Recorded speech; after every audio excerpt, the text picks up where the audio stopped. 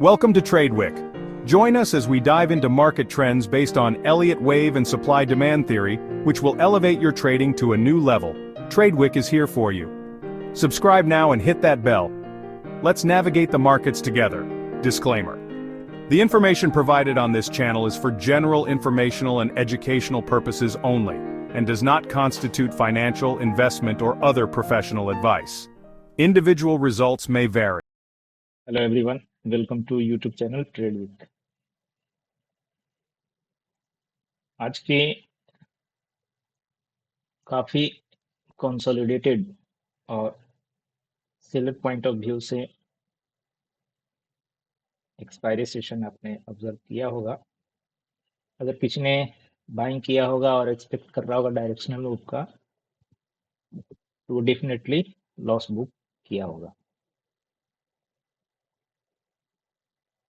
कल के वीडियो के डेप टाइम में मैंने एक्सप्लेन किया था कि आज का 10:30 और आफ्टरनून का 14:15 पर एक मूव एक्सपेक्ट किया जा सकता है। वो मूव क्यों चार्ट पर आया नहीं या प्राइस मूव वैसा शो नहीं किया, उसका रीजन है। रीजन मैं एक्सप्लेन करके बताता हूँ। क्योंकि जिसे हम लोग ए रीड कर रहे हैं, इस पॉइंट को बी, ये बी यहाँ कंप्लीट होगा, यहाँ पर ये ई फाइनल होगा।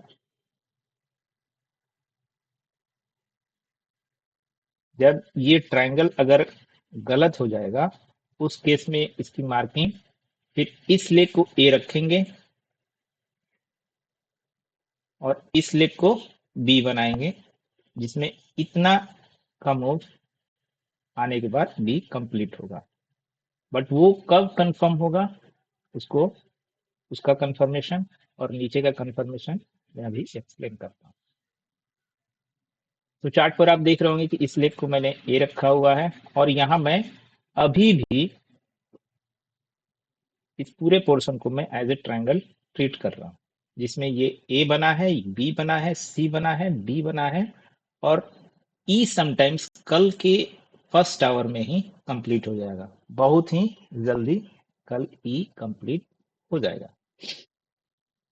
ई जहां कंप्लीट होगा वहां पर इस पूरे रिट्रेसमेंट का बी, इस पूरे डिक्लाइन का बी एक करेक्टिव नेचर में, यहाँ करेक्टिव नेचर वो क्या है, वो करेक्टिव नेचर ट्रायंगल का है, वहां बी कंप्लीट करेगा।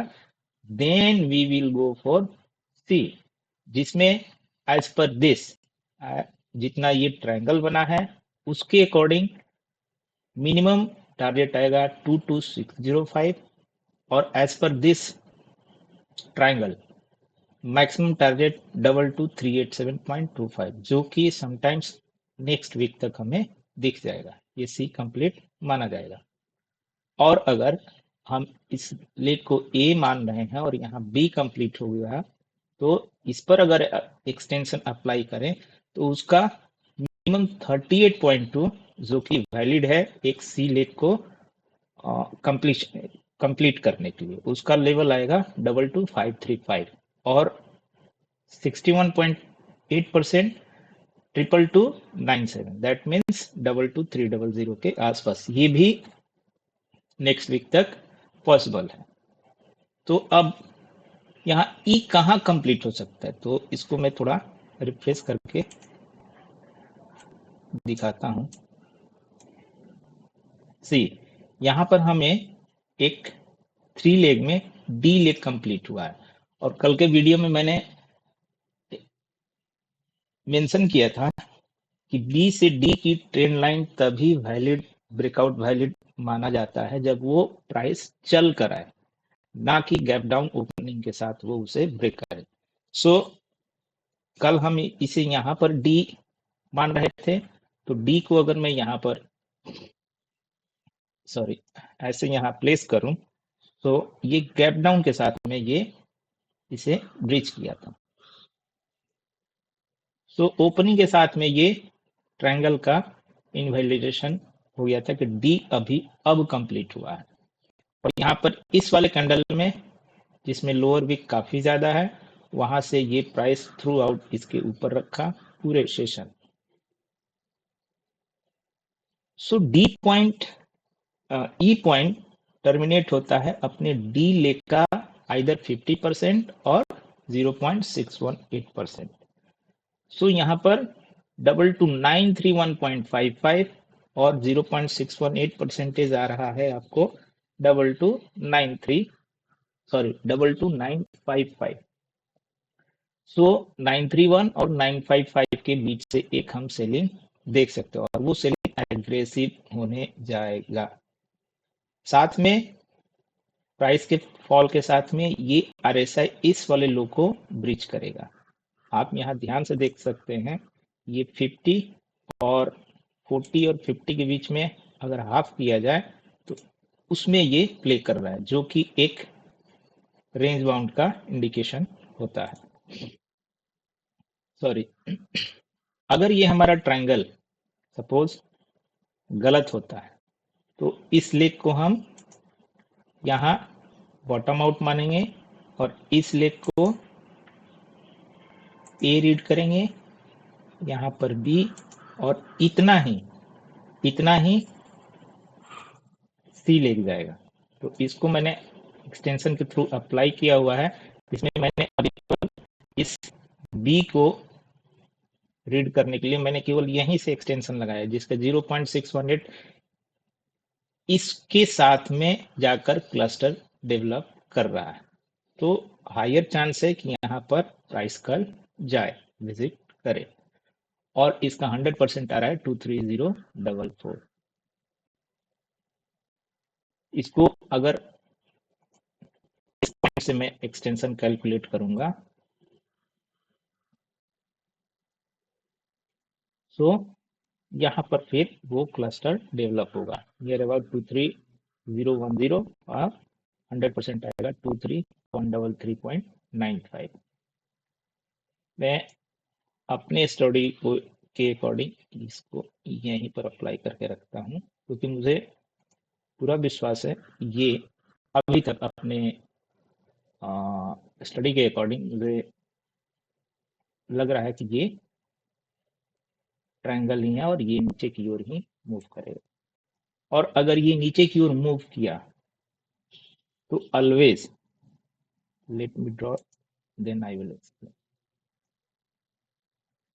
सपोज ये एक ट्रायंगल है, यहाँ पर ई कंप्लीट हो रहा है, तो ई जहां भी कंप्लीट होगा उसके बाद से एक एग्रेसिव मूव आता है, आइदर ये ट्रायंगल अप साइड का हो या डाउन साइड का। ये तो अभी नीचे का ये थ्रस्ट आएगा, तो ये थ्रस्ट जहां भी कंप्लीट होगा वहां से इन सिमिलर वे, जैसे यहाँ पर इसने ये ई कंप्लीट किया, ये प्राइस का लास्ट लेग होता है, और यहाँ से फिर आपको रिकवरी देखने को मिलेगी, जो कि काफी लंबा चलेगा, क्योंकि यहाँ पर आपका पिछला जो भी करेक्शन जो चल रहा था वो यहाँ इंड होता है।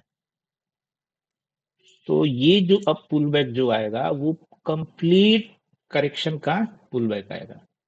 तो उस केस में ये पॉइंट हम कहां से कंसीडर करेंगे, उस केस में ये करेक्शन यहां से कंप्लीट माना जाएगा 24783.75।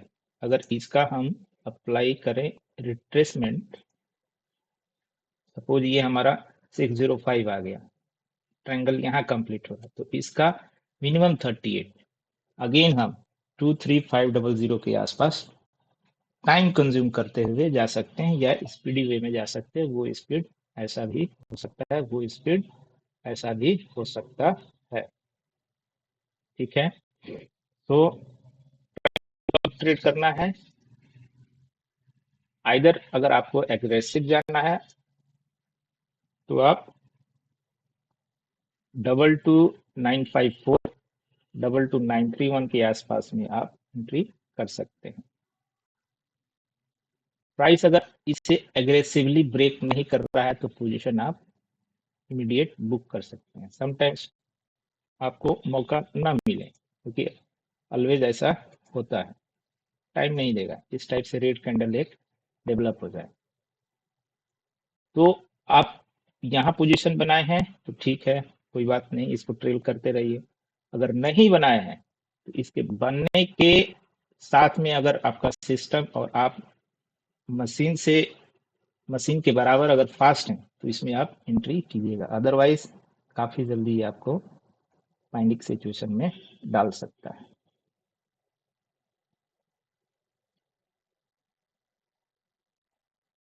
धन के प्लेटफॉर्म पर, धन एक ट्रेडिंग कम्युनिटी, ट्रेडर्स का कम्युनिटी है जहां पर ट्रेडर्स अपने अपने थॉट्स प्रोसेस को वहाँ पोस्ट करते हैं।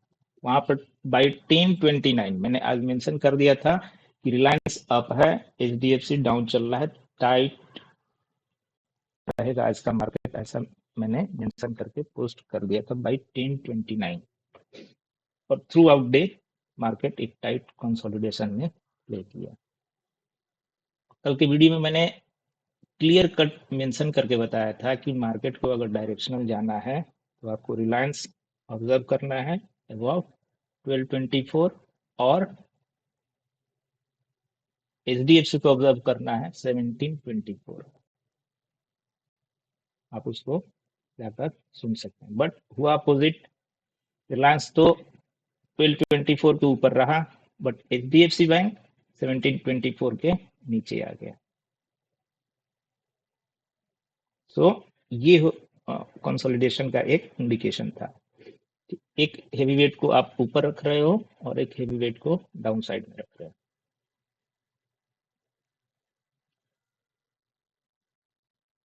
इसको अगर आप सपोज ये ट्रेंड लाइन ब्रेक हो गया, बी सी डी की ट्रेंड लाइन ब्रेक हो जाता है, तो इसको आप विद कंफर्मेशन कहाँ ट्रेड करेंगे। सपोज मैं ये मान के चल रहा हूँ कि ये ई पॉइंट यहाँ पर कंप्लीट हो रहा है 55 के आसपास में, तो आपको नियर अबाउट 840 को ब्रेक करे ऊपर अगर पुल बैक मिलता है तो वहां पर आप डाउन के लिए जाओगे।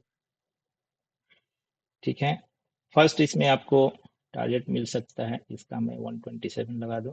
फर्स्ट आपको टारगेट मिल सकता है 22775, 1.618 और 726।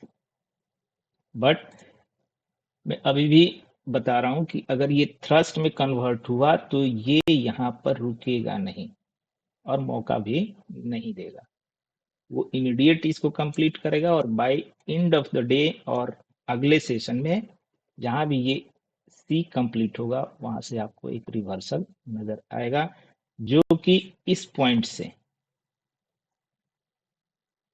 आरएसआई के इस लेवल से क्लियर कट एक पॉजिटिव डाइवर्जन देगा। प्राइस यहाँ पे लो लगाएगा बट आरएसआई इस लो को ब्रेक नहीं करेगा इसका, जो कि एक लोअर टाइम फ्रेम पर बॉटम आउट होने का इंडिकेशन होगा। सो जो कुछ भी पॉसिबल था, जो कुछ भी एक्सपेक्ट किया जा सकता है, मैंने उसे एक्सप्लेन किया है। ट्रायंगल के फेल होने का केस भी और उसको कैसे ट्रेड करना है, कौन सा लेवल रहेगा, 22955 के ऊपर उसे कंफर्म माना जाएगा। होप आपको ये